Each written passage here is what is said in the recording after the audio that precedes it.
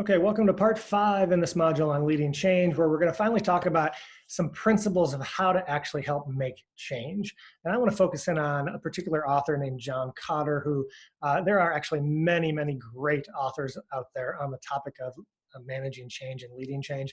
And John Kotter is just one of them. He has an excellent list of principles that he works through to really help be a good change leader. So that's what I'm going to focus on in this module, although again, there are many authors out there that also give great insights on how to lead change.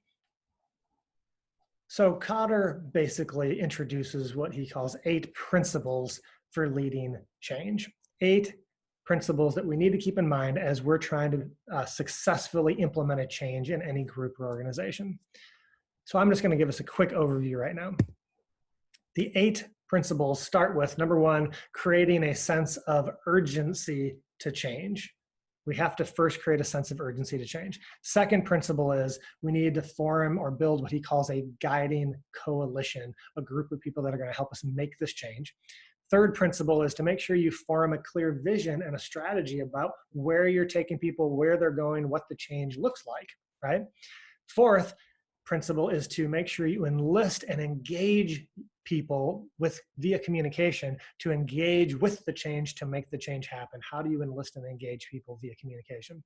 The fifth principle Kotter talks about is enabling people for action. What can you do to help them take the action that needs to be taken? The sixth principle is to make sure to generate short-term wins, all right, to get people hopeful and positive about the change, generating short-term wins. Seventh principle is to sustain momentum of the change. Make sure the change keeps making progress, keeps moving forward. And the eighth principle from Kotter is to try to institute this change as a cultural change. So incorporate the change into your culture so that it can sustain in the long run.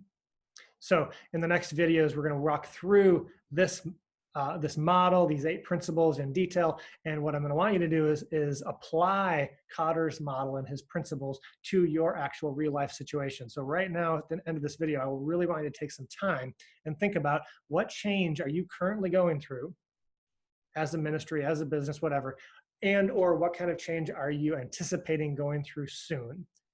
So think about that, because we want to apply these principles to your situation for the rest of this module.